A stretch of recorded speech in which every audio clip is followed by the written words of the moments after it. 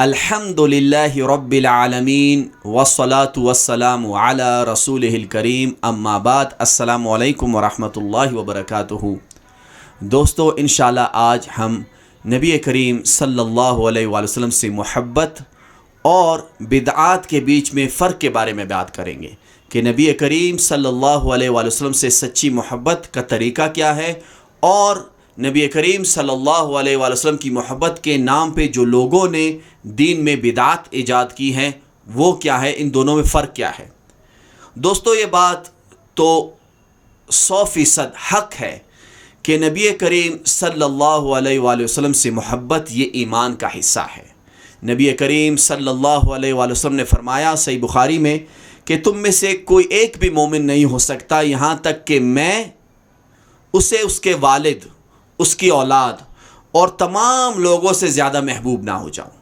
نبی کریم صلی اللہ علیہ وآلہ وسلم ہمیں اپنی جان سے زیادہ عزیز ہیں، ہمیں اپنی اولاد سے زیادہ ان سے محبت ہے، اپنے والد سے، اپنے قبیلے سے، اپنے مال سے، ہر چیز سے زیادہ ایک مومن نبی کریم صلی اللہ علیہ وآلہ وسلم سے محبت کرتا ہے۔ اور اگر کسی کی محبت میں کمی ہے تو یہ اس کے ایمان میں کمی کی نشانی ہے۔ تو ہمارے دلوں میں نبی کریم صلی اللہ علیہ وآلہ وسلم کی محبت ہماری اولاد سے زیادہ، ہمارے مال سے زیادہ، اور ہمارے والدین، ہمارے قبیلے اور ہر چیز سے زیادہ نبی کریم صلی اللہ علیہ وآلہ وسلم کی محبت ہمارے دلوں میں ہونی چاہیے۔ لیکن دوستو نبی کریم صلی اللہ علیہ وآلہ وسلم کی جو محبت کا اظہار ہے وہ ہمیں کیسے کرنا ہے، یہ چیز ہمیں سیکھنی ہے قرآن سے۔ ہم اپنی طرف سے محبت کے طریقے نہیں بنا سکتے، کیونکہ نبی کریم صلی اللہ علیہ وآلہ وسلم سے محبت یہ دین ہے، یہ دین ہے، یہ ایمان ہے۔ تو سب سے پہلے انشاءاللہ ہم اس بات کا ذکر کریں گے کہ بدعت کیا ہوتی ہے۔ بدعت جو ہے دین میں اور لغوی معنی بدعت کا کیا ہے۔ سب سے پہلے ہم اس کا جو بدعت کا جو ہے وہ لغوی معنی دیکھتے ہیں کہ لغت میں، ڈکشنری میں اس کا معنی کیا ہے۔ ڈکشنری میں لغوی جو معنی بدعت کا ہے وہ ہے کوئی بغیر کسی مثال کے، بغیر کسی سابقہ مثال کے کوئی نئی چیز ایجاد کرنا، جس کو انگلش میں انوویشن کہتے ہیں۔ بدعت کو لغت میں، ڈکشنری میں اس چیز کو کہتے ہیں کہ کوئی ایسی چیز جس کی پہلے کوئی مثال نہ ہو اور وہ آپ ایجاد کر دیں، انگلش میں اس کو انوویشن کہتے ہیں۔ اللہ سبحانہ و تعالیٰ قرآن کریم میں فرماتا ہے بدیع السماوات والارض، وہ اللہ آسمانوں اور زمینوں کو ابتداءً پیدا کرنے والا۔ تو اللہ سبحانہ و تعالیٰ نے زمین اور آسمان کو جو ہے بغیر کسی سابقہ مثال کے پیدا کیا۔ تو یہاں اللہ سبحانہ و تعالیٰ نے اپنے کلام میں، اپنے قرآن میں بدعت کی یہ والی ڈیفینیشن لغوی معنی میں استعمال کیا ہے کہ اللہ تعالیٰ نے زمین اور آسمان کو ابتداءً بغیر کسی سابقہ مثال کے پیدا کر دیا۔ تو یہ ہم نے بدعت کی جو ہے وہ لغوی ڈیفینیشن سیکھی کہ لغت میں، ڈکشنری میں بدعت کا معنی ہوتا ہے کوئی نئی چیز جس کی پہلے مثال نہ ہو۔ اب دوستو ہماری زندگیوں میں، ہماری زندگیوں کے جتنے اعمال ہیں وہ بنیادی طور پر دو چیزوں پہ مشتمل ہے، یا تو وہ معاملات ہے یا وہ عبادات اور دین ہے۔ یا تو ہمارے جو اعمال ہیں وہ دین سے ریلیٹڈ ہے، عبادات سے ریلیٹڈ ہے، یا پھر معاملات سے ریلیٹڈ ہے، روزمرہ کے معاملات۔ معاملات کے بارے میں دوستو یاد رکھیں کہ معاملات میں نئی چیزیں ایجاد کرنا یہ جائز ہے۔ کیوں؟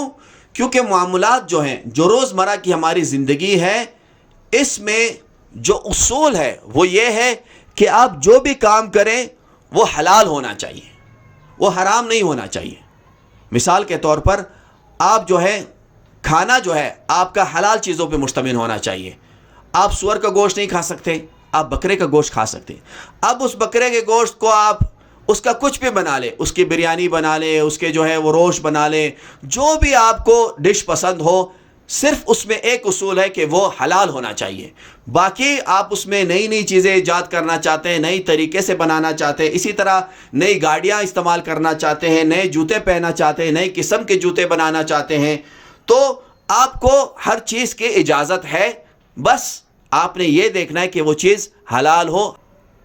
تو دنیائی معاملات میں یہ اصول ہے کہ آپ کچھ بھی کر سکتے ہیں بس یہ شرط ہے کہ وہ حلال ہونی چاہیے. لیکن اس کے برعکس دوستوں، دین جو ہے، شریعت جو ہے، عبادات جو ہیں، یہ توقیفی ہوتے ہیں. یہ توقیفی ہوتے ہیں. کیا مطلب؟ اس کا مطلب یہ ہے کہ دین، شریعت، عبادات، اس میں آپ کو اجازت نہیں کچھ بھی کرنے کی، صرف وہ کرنے کی اجازت ہے جس کا ثبوت قرآن اور حدیث میں ہو. آپ صرف وہ کام کر سکتے ہیں کہ جس کا ثبوت قرآن و حدیث میں ہو. جس عبادت اور شریعت کے جس حکم کا ثبوت قرآن و حدیث میں نہ ہو وہ کبھی بھی شریعت نہیں ہو سکتی، اور اس کو دین میں بدعت کہیں گے. جب آپ دین کے اندر، اسلام کے اندر، شریعت کے اندر کوئی نئی چیز ایجاد کریں گے جس کا ثبوت دین میں نہ ہو تو اس بات کی شریعت اجازت نہیں دیتا. کیوں؟ کیونکہ دین، شریعت، عبادات یہ سب توقیفی ہوتے ہیں، یعنی اس پہ آپ نے رکنا ہے. توقیفی وقف سے آیا ہے، رکنے سے، یعنی آپ نے رکنا ہے جہاں پہ شریعت نے آپ کو روکا ہے. آپ نے وہاں تک جانا ہے جہاں تک شریعت نے آپ کو اجازت دی. نہ آپ اس سے آگے جا سکتے ہیں نہ پیچھے ہٹ سکتے ہیں. تو عبادات، شریعت جو ہے یہ توقیفی ہے. اس پہ آپ نے وہاں پہ رکنا ہے جہاں پہ اللہ اور اس کے رسول نے آپ کو روکا ہے، اور آپ سے آگے نہیں بڑھ سکتے. تو بدعت کی دو ڈیفینیشنز ہیں. ایک لغوی، دنیاوی، اس میں کوئی حرج نہیں جب تک کہ وہ حلال چیزیں ہوں. اور دین میں ہر بدعت گمراہی ہے. جیسے حدیث میں آتا ہے کہ کوئی بھی بدعت اچھی نہیں ہوتی. دین میں ہر بدعت گمراہی ہے، اور ہر گمراہی جہنم میں لے کے جاتی ہے. یہ حدیث کے الفاظ ہیں. اور نبی کریم صلی اللہ علیہ وآلہ وسلم نے دین کے اندر بدعت کے بارے میں فرمایا. صحیح بخاری اور صحیح مسلم کی حدیث ہے. آپ صلی اللہ علیہ وآلہ وسلم نے فرمایا، من احدث فی امرنا ھذا ما لیس فیہ فہو رد. جس نے ہمارے اس دین میں وہ چیز ایجاد کی جو اس میں نہیں ہے تو وہ مردود ہے، وہ قبول نہیں ہوگی. جس نے دین میں کوئی نئی چیز ایجاد کی وہ قبول نہیں ہوگی. تو آپ اس کو جتنا اچھا سمجھے اور آپ اس کو بڑی تعریفیں کریں کہ یہ میں تو بہت اچھا کام کر رہا ہوں، لیکن اگر اس کا ثبوت قرآن میں نہیں، حدیث میں نہیں، اور صحابہ کرام کے عمل میں نہیں، تو بھلے ہی آپ اس کو کتنا اچھا سمجھتے ہو وہ چیز رد ہے، مردود ہے. اسی طرح صحیح مسلم میں نبی کریم صلی اللہ علیہ وآلہ وسلم کی حدیث موجود ہے. آپ صلی اللہ علیہ وسلم نے فرمایا، من عمل عملا لیس علیہ امرنا فہو رد. جس نے کوئی ایسا عمل کیا جو ہماری شریعت کے مطابق نہ ہو تو وہ مردود ہے. دوستو کتنے واضح آیات ہیں، کتنی صاف، سورج کی طرح واضح آیات ہے، سورج کی طرح واضح احادیث ہے، بلکہ سورج سے بھی زیادہ واضح ہے نبی کریم صلی اللہ علیہ وسلم کی یہ حدیث کہ کوئی اجازت نہیں کسی کو اس دین کے اندر نئی نئی چیزیں ایجاد کرنے کا. دین وہی ہے جو 1400 سال پہلے نبی کریم صلی اللہ علیہ وسلم پہ مکمل ہوا تھا. اس کے بعد دین میں نئی نئی چیزیں نکالنا اس کی شریعت کوئی اجازت نہیں دیتا. تو دوستو آج ہم نے کیا سیکھا کہ بدعت کی دو اقسام ہیں، ایک لغوی بدعت اور ایک شرعی بدعت. لغوی بدعت یعنی دنیاوی معاملات میں نئی نئی چیزیں بنانا اپنی سہولت کے لیے، اس میں شریعت کوئی منع نہیں کرتا جب تک کہ وہ چیز حلال ہو. اور دین کے اندر شریعت کسی بھی نئی چیز کی اجازت نہیں دیتا. دین کے اندر قرآن و سنت کسی بھی بدعت کی اجازت نہیں دیتے، بھلے ہی آپ کو وہ کتنی اچھی لگتی ہو، لیکن دین کے اندر صرف وہی چیز قابل قبول ہے جس کا ثبوت قرآن و سنت سے ہمیں ملتا ہو. آئے دوستو اب ایک ایسے ٹاپک کے بارے میں بات کریں جو آج کی تاریخ سے یا آج کے بعد ایک دو دن میں آنے والی تاریخ سے بہت ریلیونٹ ہے. وہ ہے عید میلاد نبی صلی اللہ علیہ وآلہ وسلم. کچھ مسلمان نبی کریم صلی اللہ علیہ وآلہ وسلم کی محبت کے نام پر، اور وہ یہ دکھانا چاہتے ہیں کہ ہم یہ تہوار منا کر، جس کو وہ عید میلاد نبی صلی اللہ علیہ وآلہ وسلم کہتے ہیں، کہ اس کو منا کر وہ نبی کریم صلی اللہ علیہ وآلہ وسلم سے محبت کا اظہار کرتے ہیں. دوستو یہ عید میلاد نبی صلی اللہ علیہ وآلہ وسلم یہ دین میں ایک نئی ایجاد ہے جس کی قرآن و حدیث قطعاً اجازت نہیں دیتے. یہ بدعت ہے اور اس کو کر کے آپ کو ثواب نہیں بلکہ گناہ ملے گا. کیوں؟ کیونکہ آپ نے شریعت میں ایڈیشن کرنے کی کوشش کی ہے. آپ نے اس مکمل دین میں جو نبی کریم صلی اللہ علیہ وسلم پہ مکمل ہوا تھا، آپ نے اس دین میں ایک نئی چیز کو ایڈ کرنے کی کوشش کی ہے جس کو قرآن بھی رد کرتا ہے، رسول اللہ صلی اللہ علیہ وسلم کی حدیث بھی رد کرتی ہے اور صحابہ کا عمل بھی رد کرتا ہے. تو آپ یہ عمل کر کے گناہ کما رہے ہیں، ثواب نہیں کما رہے، کیونکہ آپ قرآن کی مخالفت کر رہے ہیں، آپ حدیث کی مخالفت کر رہے ہیں، آپ صحابہ کرام کی مخالفت کر رہے ہیں اور آپ ائمہ کی مخالفت کر رہے ہیں، آپ سلف صالحین کی مخالفت کر رہے ہیں.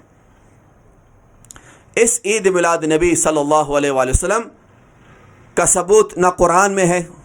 اگر قرآن میں یہ عید میلاد نبی ہوتا تو صحابہ کرام جنہوں نے اپنی جانیں نبی کریم صلی اللہ علیہ وسلم کے لیے نچاور کر دی، ان کے پاس مٹھائیاں بھی تھیں، ان کے پاس دن بھی تھے، ان کے پاس جھنڈے بھی تھے، لیکن انہوں نے یہ چیز نہیں منائی. کیوں؟ کیونکہ یہ دین نہیں ہے، یہ غیروں کا طریقہ ہے، یہ کرسچنوں کا طریقہ ہے، یہ رومنز کا طریقہ ہے، یہ بت پرستوں کا طریقہ ہے، یہ اسلام نہیں ہے. اگر یہ اسلام ہوتا اور قرآن کی کسی آیت سے یہ عید ثابت ہوتی تو صحابہ کرام آپ سے زیادہ جھنڈے لگاتے، آپ سے زیادہ جلوس نکالتے، لیکن یہ دین کا حصہ نہیں ہے. تبھی کسی صحابی نے نبی کریم صلی اللہ علیہ وآلہ وسلم کی ولادت کے نام پہ یہ 12 ربیع الاول منایا ہو. کوئی ثبوت کسی صحیح حدیث میں موجود نہیں. تو آپ کیوں اپنی آخرت کو خراب کرنا چاہتے ہیں؟ اس کا ثبوت نہ قرآن میں ہے، اس کا ثبوت نہ حدیث میں ہے، اس کا ثبوت نہ صحابہ کرام کے دور میں ہے، اس کا ثبوت نہ ائمہ سے ملتا ہے، نہ امام ابو حنیفہ، نہ مالک، نہ شافعی، نہ امام احمد بن حنبل، ان میں سے کسی نے بھی عید میلاد نبی صلی اللہ علیہ وسلم کو نہیں منایا. کیا آپ یہ کہنا چاہتے ہیں کہ آپ دین کو رسول اللہ صلی اللہ علیہ وآلہ وسلم سے زیادہ بہتر سمجھتے ہیں؟ نعوذ باللہ. کیا آپ صحابہ سے زیادہ محبت کرتے ہیں رسول اللہ صلی اللہ علیہ وآلہ وسلم سے؟ کیا آپ محدثین سے زیادہ محبت کرتے ہیں رسول اللہ صلی اللہ علیہ وسلم سے؟ کیا آپ ائمہ سے زیادہ محبت کرتے ہیں؟ اگر آپ سچے حنفی ہیں، اگر آپ سچے مالکی ہیں، سچے شافعی ہیں، سچے حنبلی ہیں تو اپنے ائمہ کو ہی دیکھ لیں. اگر یہ عید ہوتی تو امام ابو حنیفہ مناتے، امام شافعی مناتے، مالک مناتے، امام احمد بن حنبل مناتے، ان میں سے کسی نے نہیں منائی.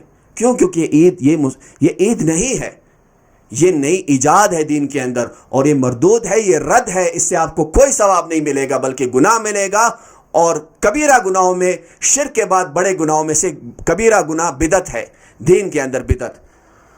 تو میرے دوستوں، میرے بھائیوں، بزرگوں، بہنوں، اگر آپ اللہ کی محبت کو حاصل کرنا چاہتے ہیں، اگر آپ رسول اللہ صلی اللہ علیہ وسلم کی محبت کو حاصل کرنا چاہتے ہیں، اگر آپ کامیاب ہونا چاہتے ہیں آخرت میں، اگر آپ اپنے گناہ بخشوانا چاہتے ہیں تو اللہ نے قرآن میں اس کا طریقہ بتایا. اللہ سبحانہ وتعالی قرآن کریم میں فرماتا ہے، اعوذ باللہ من الشیطان الرجیم، قل ان کنتم تحبون اللہ فاتبعونی یحببکم اللہ ویغفر لکم ذنوبکم واللہ غفور الرحیم. اے نبی صلی اللہ علیہ وآلہ وسلم، کہہ دو کہ اگر تم اللہ سے محبت رکھتے ہو تو میری پیروی اختیار کرو. اللہ تعالیٰ تم سے محبت کرے گا اور تمہیں تمہارے گناہ معاف کر دے گا اور اللہ بہت بخشنے والا نہایت مہربان ہے. تو دوستوں، آخر میں یہ گزارش کروں گا کہ دین کو اس طرح سے سمجھیں، دین پہ اس طرح سے عمل کریں جس طرح سے نبی کریم صلی اللہ علیہ وسلم نے ہمیں سکھایا، جس طرح صحابہ نے اس پہ عمل کیا. تو انشاءاللہ آپ دنیا میں بھی کامیاب ہوگے اور آخرت میں بھی کامیاب ہوگے.